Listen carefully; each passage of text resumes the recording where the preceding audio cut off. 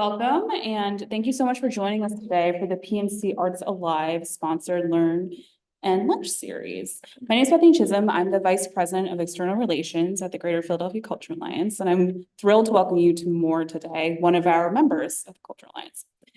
When proposing this workshop series to PNC, we specifically wanted to do something for small grassroots organizations.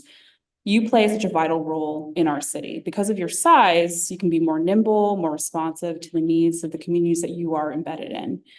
But having worked at several small orgs myself, I know how challenging this can be. You're wearing all the hats, having the time and resource to learn about best practices, new skills, and keeping up with the trends in our ever-changing landscape post-COVID is really difficult. And if you are the marketing person, you also end up being the events person, the development person, admin assistant. You do all the things in small org. So I definitely understand. Many of you are aware of the work that we do at the Culture Alliance, but in case you're not, our mission is to lead, strengthen, and amplify the voices of a cultural community that ignites creativity, inspires people, and is essential for a healthy region.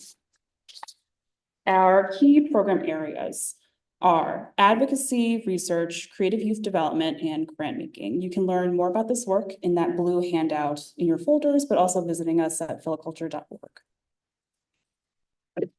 So what do we have going on coming up? I want to share one of our newest programs that's live now. This is a grant opportunity. Every year we grant almost $500,000 to small organizations. And the opportunity that's live right now is the Creative Sector Flex Fund, offered through the Pennsylvania Council on the Arts.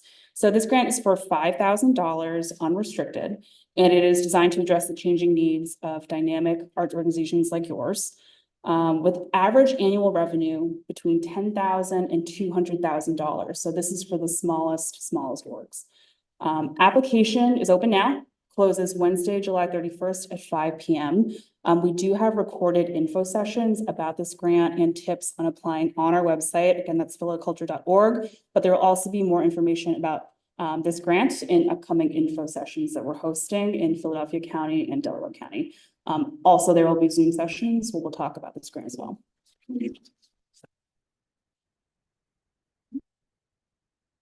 I'm advancing my slides too fast. I also just want to mention quickly our data and research on behalf of the arts and culture sector. We recently debuted the Arts and Economic Prosperity 6, representing the southeast quarter of Pennsylvania. This only comes around every 5 years. And so you will see a handout about this study in your folders. I think this is our 6th time participating in this study. And it's a nationwide, so we represent Southeast Pennsylvania. Part of this grant is that we wanted to offer free prosperity reports that are customized to your small organizations.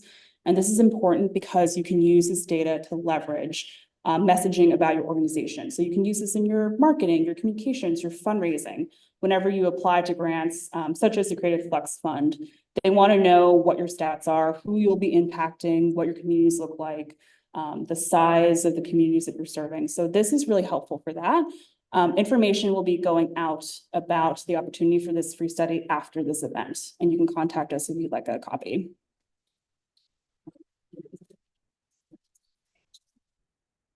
So here are those membership info sessions. You can register for all of these on our website. And I also just want everyone to save the date for our annual meeting and arts party. This year is on October 5th. It is at the Bach building. The party part will be on the rooftop. So it'll be really fun. Keep a lookout for the save the date for that. And we are celebrating the creative economy as a theme. So just to close, we will share all of the information, including a recording of this session, in a follow-up email after this. There will be links to sign up for info sessions and special discounts on marketing. So we're running a special for this workshop. Our most popular products are going to be 50% off from now until the end of this month. So hurry up if you want one of those, including ads on our job bank page. I'm sure everyone's familiar with our job bank. And that page in FY24, has received over 1 million page views. So it is a great opportunity to get your organizations out there and to get lots of eyeballs on it. And just a note, this will be recorded, just for everyone's awareness. And in the Q&A section, if you do have questions, please make sure you say your name and what organization you're from, because we found that everyone's really enjoyed connecting and sharing ideas and talking to each other during lunch. And so now I'm going to hand this off to Nina and Sarah for a workshop. So,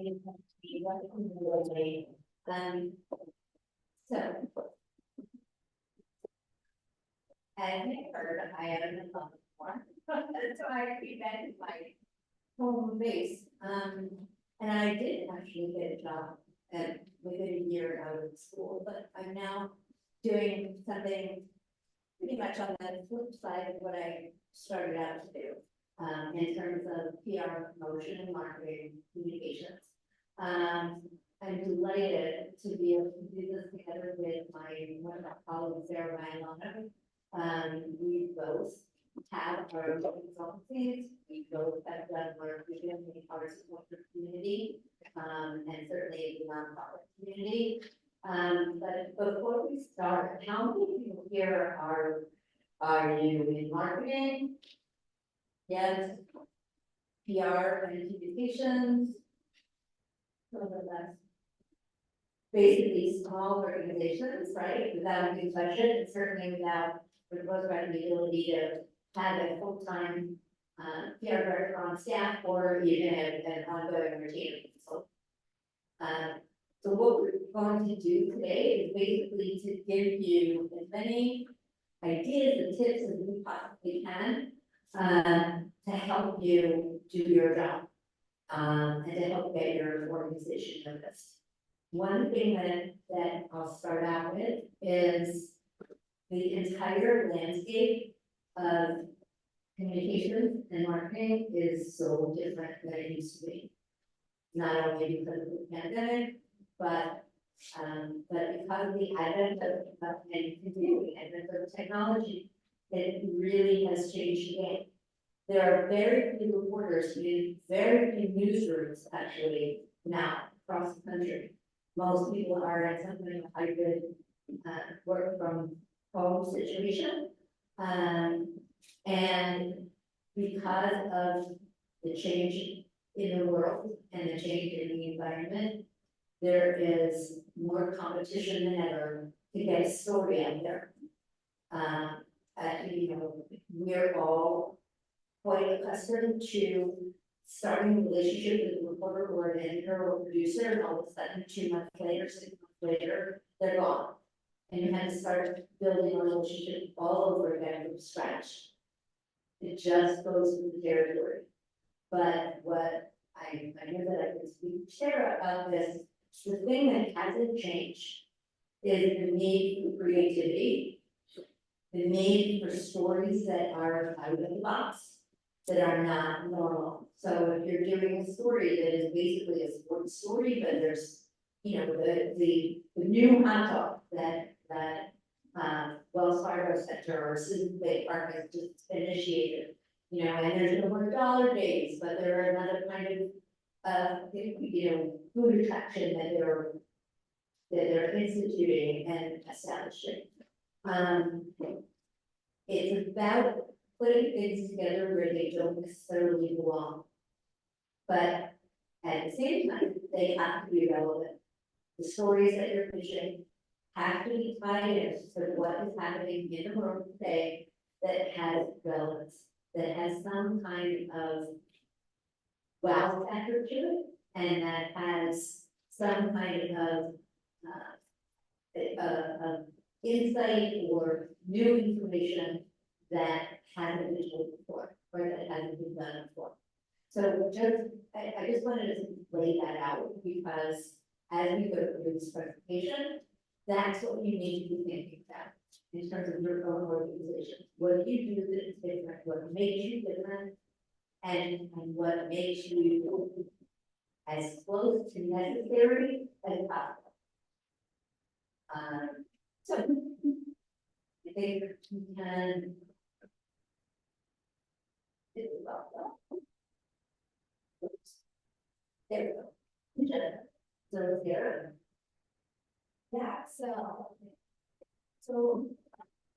well, okay, so going through it, so, we are gonna go quickly through story ideas after I will recommend for some amount of time on, your test. That's mainly what you're gonna be able to do as you kind of take on this for, media relations, social media, kind of talking about the basics of doing PR. We'll go over some of that, how to build media lists, the prep work that you should do before you go out and pitch a story to the press. Community outreach, maximization, how do you really maximize coverage that you get out there? Don't let it just like be a treat on the cards. And we're gonna need a lot of time for Q&A, and Dan and I are sticking around for the whole day, we'll be here, during breaks, we'll be here with lunch, so.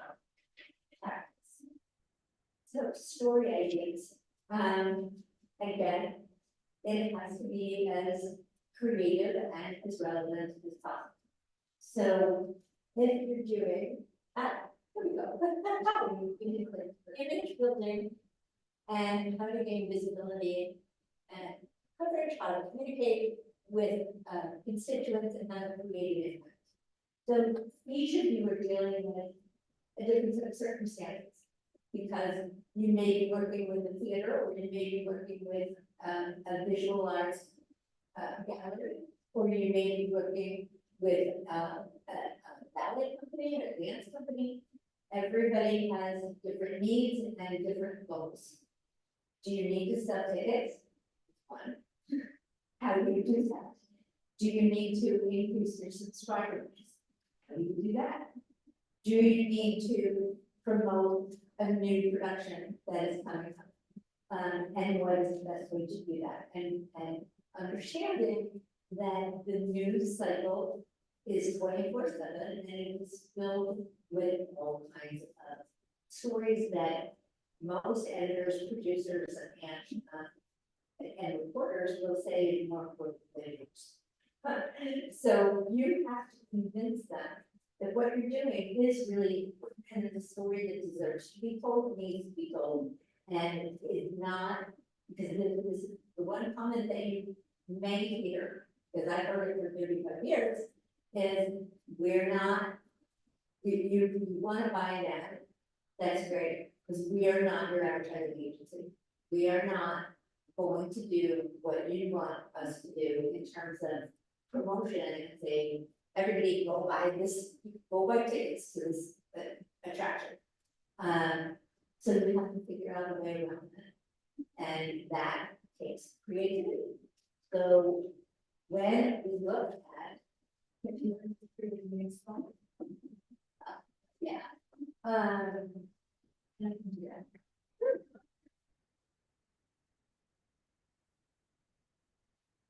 So new equals news. Sarah knows it very well because she works for a museum, the White House. And anything that we do that's new, whether it's a new exhibit or even change in hours, is something that your boss is going to want you to promote, and they're going to want you to be able to get the message out.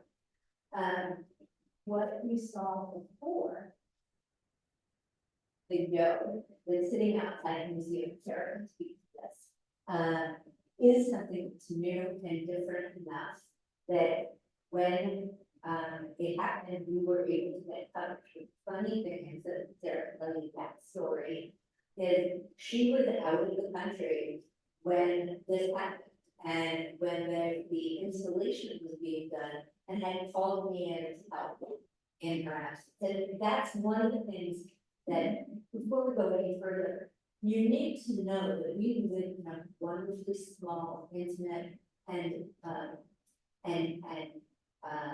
interactive community.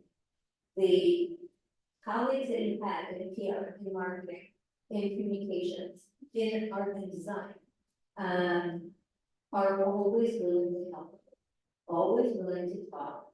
And so in addition to the Yale voice story that Sarah will tell you about now, she can also talk about the fact that she instituted a PR marketing Facebook group that is constant, wonderful. It's small enough so that people know each other, but if you have a question, if you have a, you can't find contact information for a specific media outlet, or reporter, go on the PR and marketing, Facebook group, and you will be able to get an answer from somebody pretty quickly, actually. So up to there. So I don't have too much to say specifically about the sculpture installation for Oreo. I mean, other than it was big, it's yellow, it's exciting, it's really amazing art, it's fashionable, but and it was part of the reopening of the museum, which had to close and had gone through the bankruptcy before the pandemic, which created all kinds of other complications in terms of all that pandemic funding that's coming through. But the museum is reopening and that sculpture got installed. And so, you know, this slide is valuable news.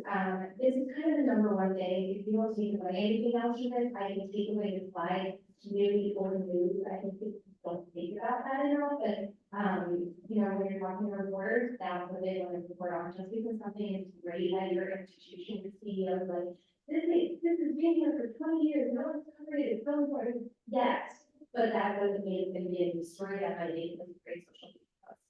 So you have to find ways to make it new. And so I have on that previous slide, think outside the exhibition, like Tina said, I work with the White, I work with 2 different museums.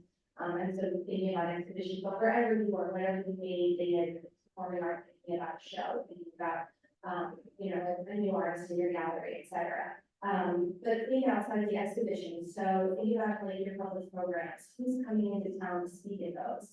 And what do they have to say? And how can that tie in what's currently in the news or what a certain reporter is interested in? Events that are happening, like family friendly events. There's a lot of family publications out that people are constantly looking for things to do with their kids. Or just like what to do on the weekend, those types of events. And they can also get TV coverage too. We're super lucky here. A lot of cities don't have as much TV coverage as we have, and you know, we're able to get TV group out, and that's even kind of eyes. We will go up here and when people see on the 11 o'clock news, you know, people are texting everyone on their staff that they saw it. New hires and promotions, just a good opportunity to brag about your organization and the people that you hired and lift up their profile. If you have store merchandise, this is one of those things that just doesn't get talked about enough. I think you know, we don't know this museum stores are like the most creative, interesting places to buy things. They're the best places to find gifts. With the museums I work with, we always keep gift guides around the, you know, December holidays, with the Jewish museum, to our Jewish holidays, that Jewish practice and local press that are interested in covering that holiday. So I think that, you know, store merchandise, your education department, that's on here, but I think your education department is just one of those like right next that children that people forget about. But there's so much interest in working together. People love to know what's going on with students, especially local students, and you know, school students, and that's who all of, you know, our organizations are working with. Reporters love telling these stories, and it doesn't just have to be the education reporter. Like at the White Names installed a small exhibition of photographs taken by students from Central High School, and that was backup coverage of not education, not education press, back coverage of, you know, art press and TV, etc. So you can kind of break out of the box a little bit that way. New strategic plan, new capital campaigns, big grants. You know, if you move to a nation that's over $1 million, and you're remotely exposed to who it came from, the amount that it is, on a local event, people will put that in. And then you're reaching for donors. Like, you know, kind of what Ian's talking about, who's your audience? Maybe your audience is reaching major donors and getting that surprise gift, or working with your development team, and maybe you are a development person in addition to what else you're doing. You know, helping raise money there. Out of the box, you name it, we can Google it, and that's what it's all about. If you have an unusual food story, if you have an unusual entrepreneurial story, if you have an unusual shopping story.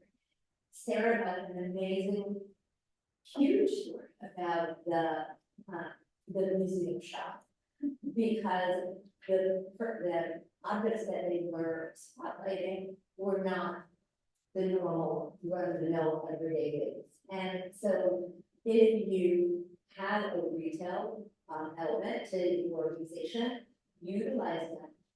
If you know who's the buyer for the store, where do they go? Maybe you go to Europe every year and do some 5 unusual things. Maybe they go all over the United States to find unusual things. Maybe they come with individual artisans that are designing wonderful, very unique objects, whether they're jewelry, or sculptures, or pottery, whatever. Maybe they tie into some sports teams that keep going to the postseason and stories come out. One of the things that, speaking about sports stories, many years ago, I handled 12 Caesars Musical Theater, which was at that time on city out right outside the city. And it was when the Phillies were the national champions. And we knew that there's gotta be something that we could do to tie into all of that excitement. What did we do? I put the show was Fiddler on the Roof. I put a fiddler on top of the theater with a Phillies hat at 6 o'clock in the morning, playing music out on the middle of the street, handing out coffee to drivers going up and down. And it was, you know, it would make up doing something like that. It's about using your creativity as much as possible, but to localize it and personalize it is also very important. Any reporter, any editor is going to ask you, what the first questions they're going to ask you is, do they live here? Where are they? What neighborhoods do they live in? You know, are they in native Philadelphia? Because the more local it is, the more interest you're going to be able to engender and generate. And again, there are weekly papers in every neighborhood throughout the region. There are college newspapers. If your audience, part of your audience may be university students, that's where you want to put that message, because that's where they're going to hear it, see it, read about it. Identity-based outlets, language-based outlets. Again, if you're doing something that you need to target, you've got to remember that. One of the things that I'm doing right now, and I'm handling the PR for Philadelphia 250, which is the 25th celebration in the neighborhoods of Philadelphia, not the big one-off events. And so, as we gear up with all of this, I'm reaching out to the Asian newspapers, to the Hispanic papers, to the obviously the Philadelphia Tribune, but to virtually every ethnic neighborhood, every individual neighborhood, the Northeast Times, the South Philly Review. They go on and on, but they especially, if there's a story in their backyard and somebody that their review should know, so they're the only one to help get that story out. So those things are sometimes not thought of. I'm sure that at one point or another, your executive director or your president is going to say, I want the front page of the Inquirer, and it's like, what are you doing everybody else? And those stories are fewer and further between. The departments are smaller, and everything's just different than it was even 10 years ago during the PR. So like, just because you're opening a show, or you're opening an exhibition, they do not feel obligated to cover it or to review it. And again, let's say you're not your ad agency. Yeah. You want to do that by. And this could go to the Inquirer, don't get me wrong, go to the Inquirer, but. And there used to be a very strict separation between church and state, between the ad side and the editorial side. There's not such a strict separation anymore, because I think that the media outlets would say to you can't do that because you have to make money. But the reality also is you're dealing with a professional reporter, professional editor. They do not, their job is not to publish something. It really is, but it's not, and they're not ever going to admit it. So what you've got to find that door, or a side door, or a window where you can go in and sell the story. People talk all the time about how important elevator pitches are. Elevator pitches are really important, even in terms of doing an email query to an editor or reporter, assignment editor. Because within a paragraph, you really do have to be able to let them know what the story is, why it's important, why they need to cover it, what you can provide. And you know, and that includes interviews, that includes photos, that includes video. All of that is coming up very soon, but that's one of the things that is really important is not just the idea of the story. It's the information that you have to back it up. That they don't, it's sort of like spoon feeding. But there's no other way to do this. You've got to be the ones to tell them. They're not going to necessarily set a photographer up. Some media outlets will, of course, but others, you should be able to say, how about if I send you a photo caption? And so as a follow-up to the event, you can do that, and you can do that consistently with roommates, with neighbors. You can't do that in Philadelphia Park. They won't allow it. But they always understand the photographer. But for the smaller media outlets, you've got to have photos. You've got to have high res. You have to have people to take slides and you know, everything is digital. You have to know what the deadlines are. And you have to seriously be able to provide all of that information. This goes for regular stories and for sorry, I had 2 slides. Anyway, so that's something that you've got to make sure that you're not talking about something out of your head, but don't have the facts and the backup materials to allow them and enable them to do their job. Yeah, so newsjacking, I don't know, this is a whole term, people might not have heard of, it's kind of like hijacking the news. So this is something to think about, you know, PR people do this, like, you really have to read the news and watch the news in the jobs that we have, whether it's about your industry or not, and discussing it maybe. But you might find things that are really relevant to the work that you were doing, where you can make something happen with whatever it is that you do in an organization to tie in with what's in the news. So thinking about things like that, and also thinking about like subject matter experts who at your organization knows a lot about a particular topic and can they be a spokesperson on it.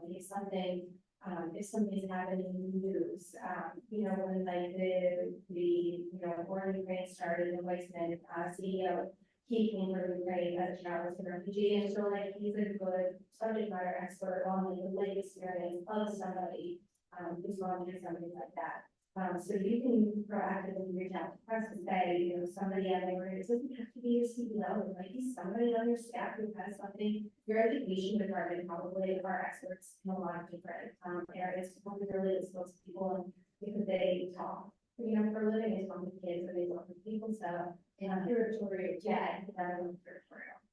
So anyone, and actually remember too, you don't have to wait until there is an immediate need. You can put a list together of the experts at your organization and send them to a person experts that you know. Just in case if something comes up at the story brief and you need a local expert, please think of us.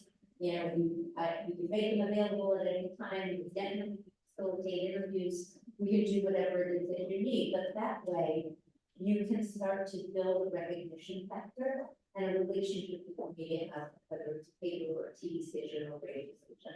And things happen all the time. And again, it's all about localizing it and personalizing. In terms of newsjacking, I'll tell you a funny story. It's number one, say downtown. When I was handling the Philadelphia County Fair, it was the same weekend. The fair was open the same weekend as the city of it was the first blockbuster exhibit the art museum did. And I knew that unless I was able to find a way to tie one into the other, that I wouldn't play it anyway. No TV, no radio, no photography. So what did I do? Salt High School is a farm school that basically put that on Henry Avenue. And they are involved with the fair on an ongoing basis will work every year.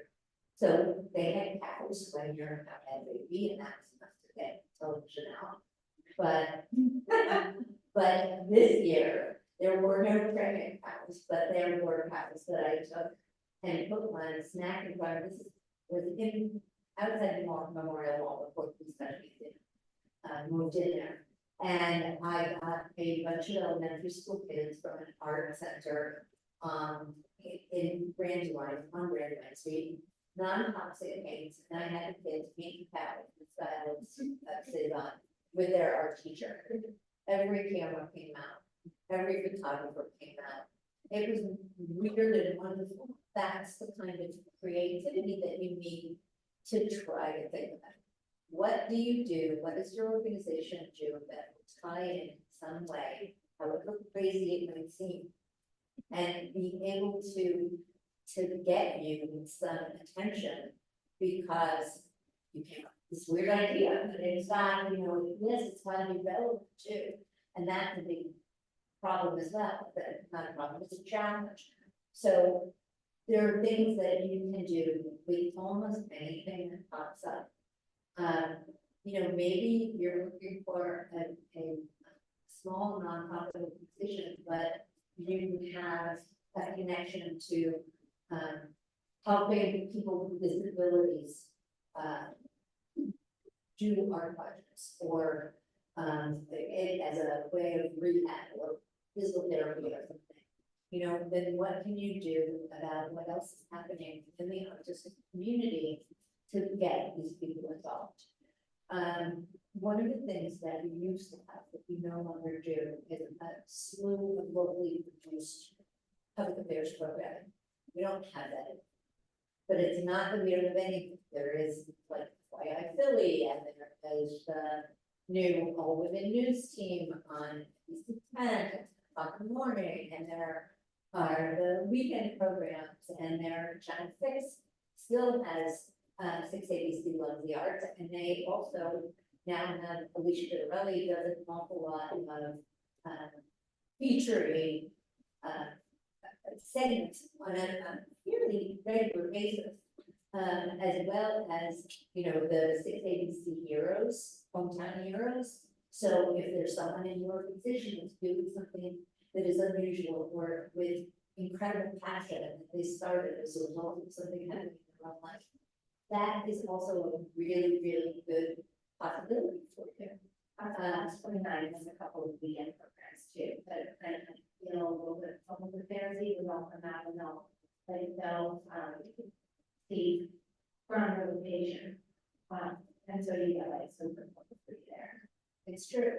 One year I handled Pennsylvania Ballet for 8 years, and every year Nutcracker is their big holiday production, right? The production that brings in the most money, and they have the highest goals, fundraising goals, ticket sales goals. How do you make Nutcracker new every year? So one year it was the opening, Cats was opening at the Forest Theater. So I had a mouse king from the Nutcracker go down to the theater and tangle with the cats. Another year I created this contest with how to find Sugar Plum Fairy is missing, where are we going to find her? And I had King of Prussian Mall, her makeup bag was found, and hanging on a billboard on 95 was the candy cane, and all of this crazy stuff. I went to the Empire and I said, how can we do this together?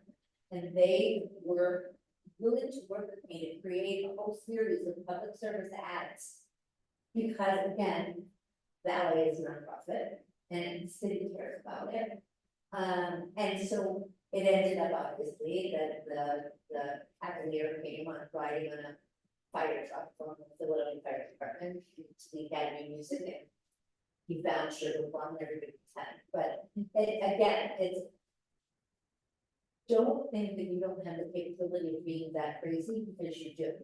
And it really let yourself, when you have some free time, let yourself think about the different ways that you can compare what you are trying to promote together with something else that's happening.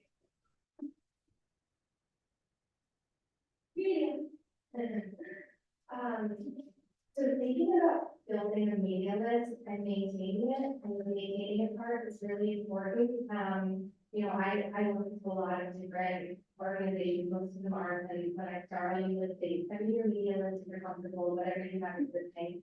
It's pretty old, it's not good shape, and I get it, and it's like really old, like 2 editors ago in the Inquirer, people passed away and email addresses, but that's the list that they probably been using.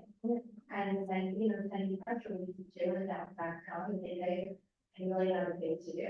I can't do it. So build a media list, invest the time, someone's a great time to do it, interns, set them up with this task, and then really just maintain it. And, the way that you're going to do both of those things that I said before is just reading and watching the news. Which I know like is a big task because we all have so many other things to do. And there are so many, well, that feel really lucky. There's so many different media outlets, what Nina was saying about all these, media paper outlets, TV stations, language outlets, identity outlets, etc. My trick for doing this, I know for the newsletters, because then you'll get them every day, but you can get through them pretty quickly, and this way you're going to see what they're writing about every day, the headlines that they've chosen to send out to their audiences. And you can see who's writing all of those things. And who's writing it is how you're going to build your media list.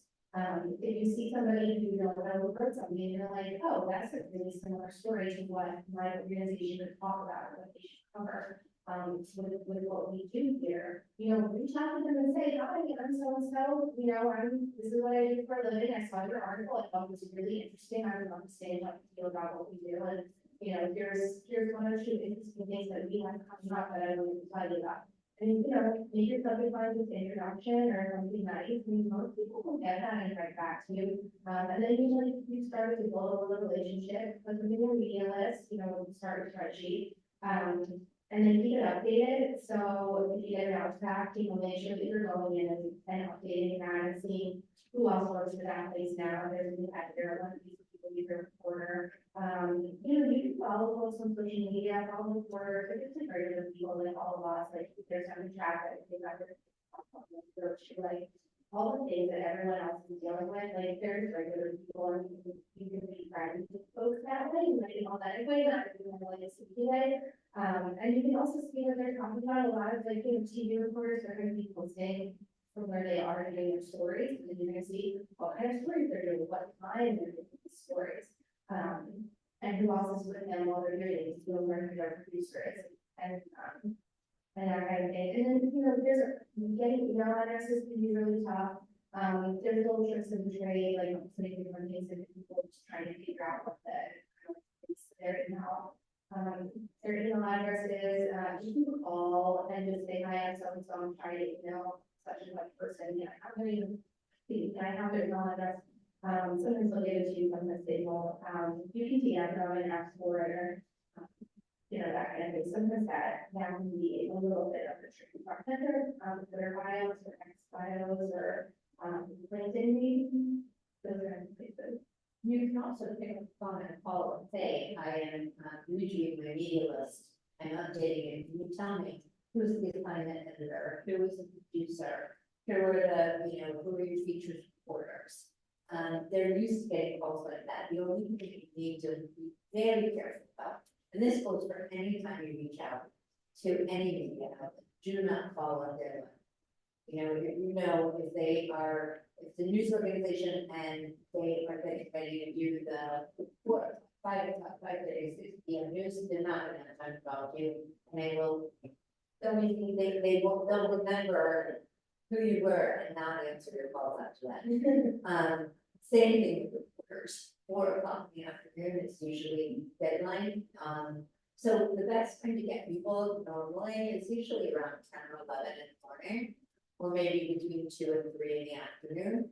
If you are calling to find out whether a media outlet is going to be covering your event, Same thing, don't call during deadline, but by the same token, if it's an evening event, those producers don't come in until 3:30 in the afternoon. So you've got to be aware of that too. There's a bit of sort of general research and housekeeping that you need to do when putting this together. But there are also, there are a bunch of databases that you can buy into. And there are also some free databases as well. Things like Muckrack, things like Critical Mention, things like we used to have a Philadelphia Media Resource Guide. I'm not sure if that's still PPRA, the yeah, it was on the public relations association when they sent out their annual like booklet directory with all of the names of members, they have the guide in there. And it's, you know, it's pretty good. And PPRA is cheap, right? It's like $100 a year. it's well worth it. Speaking as past president, past chairman, and committee person, I've been a member of organizations since 1983, probably learning more. But it really is a help. If you are in more of an agency or for-profit position, there's also Organizations Society of America. The two organizations sort of work together, but not really. It's very much the agency side, corporate side, and then PPRA is usually nonprofit or sole professionals or organizations. But definitely utilize them, check them out on the web, see if they have sort of the kind of thing that you feel like you would be a good fit for. Because all of that is really important. You can also do things like, whitepages.com. If you're having trouble finding a number for someone, there are always ways to do it. But the other thing is, don't forget about the Facebook group that Sarah initiated. Because if you are really got a story and you have a specific editor or producer or reporter that you want to target, because you know that it's for them, put your query on the Facebook page, and I guarantee you, within an hour, people will get it back to you. One of the other things on this slide, are just kind of talking about like how to be a little bit more effective. So like the kind of three main ways that you'll reach out to press. It's the press release, but not just like announcing paper news. Your media advisory is really like the who, what, when, where. That's like show up at this event information, and that's mainly for broadcast, mainly for TV. Also have sent advisories to like folks that do like the weekend guide, calendar mistakes, that kind of thing. And they understand why they're getting something like that. And then the third thing would be a really targeted pitch. And usually that's coming from you to one specific reporter. It's really kind of with what they do, what their beat is, what they've written about before. And it's like a really well formed pitch. And you know, it doesn't have to be a book. This can be like a paragraph. Good subject line, tight language. These are regular people. Look at how newspaper is set up and see what the headlines are, and try to make your subject line similar to what headline. You know, you don't have to put pitch in the subject line, press release and stuff. We don't have to be formal with these things. I think some informality today is like really what's getting attention. I spent a lot of time with those subject lines. You know, trying to make them like 7 words or less while still saying something interesting and not being too leading to just try to get people to open it. You don't want to be one of those marketing emails that you get from a store, but just to try to get people's interest in your first sentence doesn't have to say something like long and uncomfortable. You just kind of jump right into what you're talking about and introduce yourself right off the bat. So I'm handling whatever for this organization, and I had a story that I hope that you would be interested in, and then just do the paragraph pitch. But the other thing that's important too is looking beyond the regular traditional scope of media. You've got to read, watch, and listen to everything. mean, there have been times when I was flipping through People magazine and I see a story because they do have, I mean, interest stories in there. And I see something that they did here, all of a sudden it sparked an idea for one of my clients. And so there's never anything that is not valuable in terms of being aware of what's happening in the world.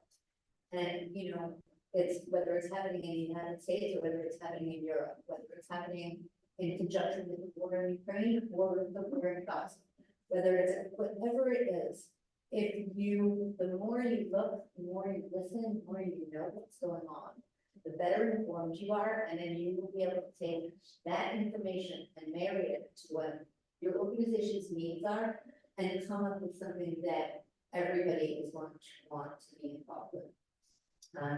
And it's not easy, it takes a lot of time. But the good thing is that now with iPhones, with digital media, with Google, with all of these wonderful things, it really makes it so much easier. You don't have to go out and buy everything, which I used to do. You don't have to, you know, but also subscribing to some of these local outlets is important. But know what the major headlines are in the New York Times. Know what the major headlines are in the LA Times if you do any celebrities. Know what know what's going on in the Washington Post. It's unless you know what you're talking about, it's really hard for you to figure out how to make that, how to integrate that information in a way that's going to be beneficial to your organization. Yeah, I'll chat a little bit about the framework. So like this is basically before you're going out to the press and take things to the website and stuff like that. Get your photos all together. Nina mentioned this high-res photos. They're going to be your best friend. You know, hard ones probably better in most cases. But you can have a little bit of each. And by high-res, I'm not saying like high photographer, that's not. Like I know everybody shot budgets and struggling, but you know, using an iPhone or a phone with similar quality, and just kind of take a variety of different pictures of whatever it is that you're trying to promote, maybe to show that it's moving together, maybe you can have performers stand together, ever so whether they're members of the or stand outside of the theater, or you can have, you know, high-res photos of the objects within an exhibition, that kind of thing. And headshots, but not that was great to include, you know, anything else. And then your standard photos would be the outside of the building that you work in, or pictures of an empty stage or pictures of previous performances and productions, etc. And then video. Yeah, no, the only thing that I wanted to say was that on your organization's website, make sure that there is a section for press, and within that section, have photos that are available to be picked up and utilized. You can have sound bites as well. You can have video, whether it's B-roll, which is just general video without any sound, or individual interviews. You know, list the names of people in the organization that a reporter may want to get in touch with. Again, it's about making things so easy for them so they really don't have to work. Yeah, and that people, that's another one, you know, it's sort of secondary photographs, not everyone's going to expect you to have people, not every story needs to be little TV stories to be real. Sometimes they'll come out and take their own for a lot of times they won't, you know, especially for events, people use that, and you're like, when you come to my event tonight, they might say, sorry, no, we don't have any, but if you send us some video, we can put it on the air. And that's happened with, I think, all of us, recently. And those are always going to be horizontal, close and vertical videos, seeing vertical videos for your Instagram stories. I know this is super annoying, but just have to take different things, different times. Don't attach things, put it in a Google Drive, Dropbox, or SharePoint, and send a shareable link over to them. Yeah, video, I think, you know, again, you don't have to hire somebody, you can use it in the phone, to do it. And that's soundless, so you don't have to worry, someone's like, oh, I don't want my whole speech aired on the news. I'm sorry. Everyone will say that to you, that happens all the time, but like, it's not, that's not, it's like a 20-second the story of the evening's movie and doing voiceover about it. And remember too, that at least in terms of, well, in terms of everything now, because even when you get a print publication to cover what you're doing, they have a presence online as well. So they are able to use things the same way that TV and radio do, which they were not able to do before. So you have to figure that everything is connected in some way to video. And so again, the more information that you have in your toolbox, the better it's gonna be, because then the outlets that say, oh, wow, it's fabulous, you're doing so much for us, and we're really grateful. But remember too, every television story, most every television story is under a minute. So maybe it's a minute, but you're really Sure, good, yeah. And you'll spend weeks working on this, hours working on this, to make it happen. so it's not as though you need enough for a book, you know, or for a Broadway show. So, but again, it's about things. Real employers, which is nice, thinking in advance about who your spokesperson is going to be and make sure that they're doing interviews and make sure that they're available for you out for press release. You don't go out with your press release and have a reporter back and say, I want to talk to someone today. And you say, oh, everyone's kind of shy here, no one's willing to talk about this. It's happened. Or, oh, my curators in Mexico, they on vacation, they can't do this until next week. Well, and yeah, and that report probably going to be kind of like you. And the other thing that you need to remember is that if you don't know something, be honest about it. If one of the things that can hurt you the most and hurt organizations is by pretending to know. If you don't have an answer, tell them, you know what, I need to check on this, I will get back to you the next time. Don't say yes if you're not completely sure, but it's something that you can follow.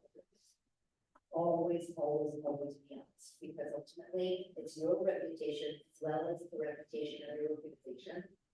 And we live in a very small community. I mean, it is a village, and everybody knows everybody else, which in certain respects is wonderful. But in others, it can be very dangerous, and you just have to understand that you deal with the truth, tell them what's going on. Most people will be very happy to work with you.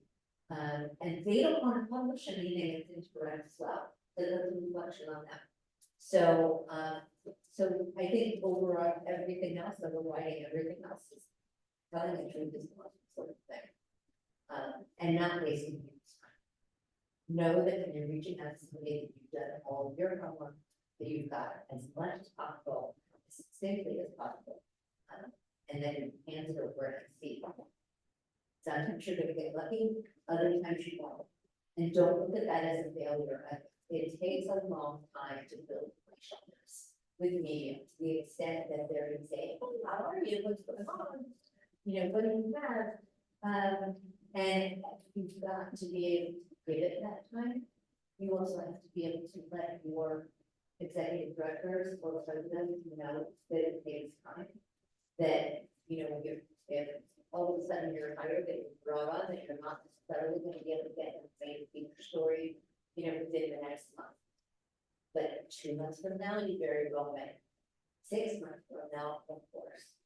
Depending on what you're dealing with and what the events are, what the stories are. I don't want to, I want to leave time for obviously for questions. So the only other thing that I'll say is in terms of community outreach, they're always good, whether you can do a golf tournament or a fundraiser or a tour through your gallery or through your museum, through your organization, runs and walks, fairs and festivals. I did a huge project with Fairmount Park called Violets. It was basically taking people interested in the environment and bugs and growing things for an entire weekend. split the town with 10 volunteers, and we got coverage up and down the Western. Holiday card contest with the school district that I did, also we got Nutcracker. And we had a contest, kids, paint your favorite picture of Nutcracker, make a poster. We had a slate of celebrity judges, got that done, and made the winning cards literally into holiday cards, set of holiday cards, with the value that they sell all during Nutcracker. Again, be creative, be truthful, do your homework, know what you're talking about, and you will be able to get results. Wow. So we think should be able to.